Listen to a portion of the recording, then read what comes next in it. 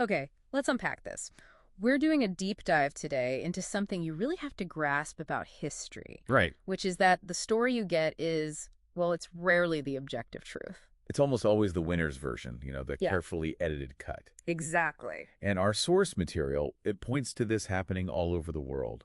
A great parallel is in the history of the Korean Three Kingdoms. Oh, this is fascinating. Yeah, so once the kingdom of Silla unified the peninsula, suddenly its old enemies leaders, like King Uja of Baekje or Yeongesulmin of Goguryeo, Suddenly they're remembered as what?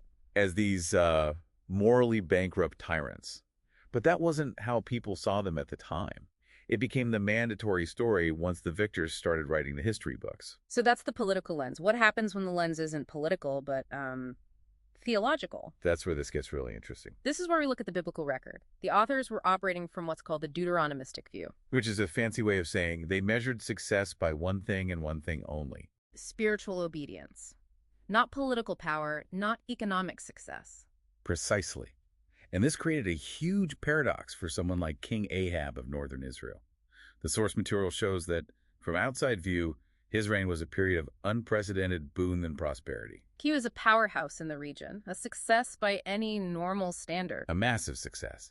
But because the people writing the story only cared about faith, his legacy is just evil king.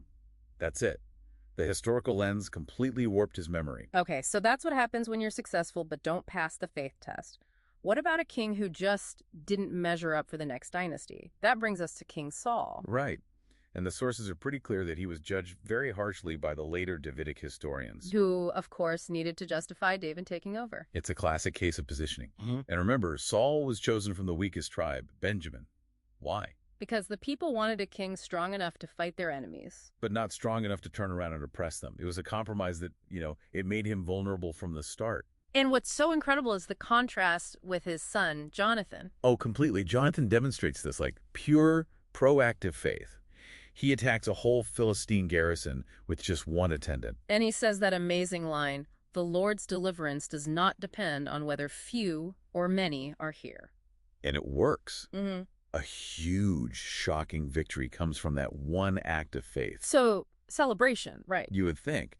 But this is where Saul's insecurity just poisons everything. Instead of celebrating, he immediately imposes this incredibly strict religious duty. A fast. No one can eat until the fighting is over. Right. The narrative really suggests this is just jealousy. He's afraid his son is going to get all the glory.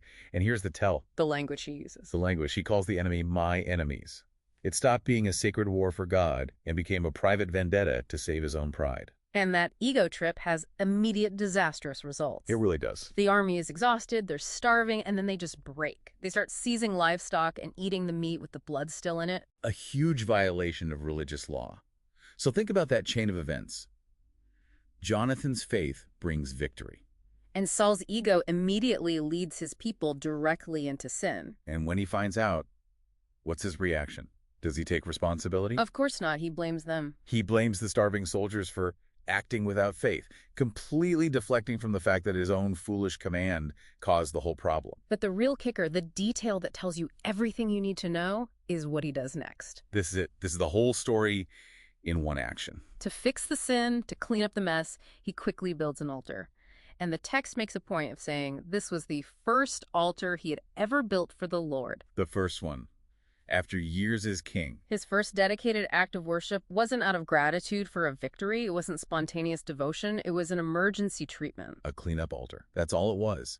It shows that for him, faith was a tool you pull out in a crisis, not a foundational priority. That one detail just summarizes his entire leadership, doesn't it? It does. It shows how these tiny historical details, the first altar, the use of my enemies, they revealed the true priorities of a leader, way more than any title or public statement. A reactive faith, one motivated by ego or crisis. It's just a totally different thing from a proactive foundational commitment. So that leaves us and you with a final thought to mull over. When you're looking at historical figures or even modern leaders, you have to ask, are their actions coming from deep, established principles? Or are they just constantly building cleanup altars to manage the crises they keep creating for themselves?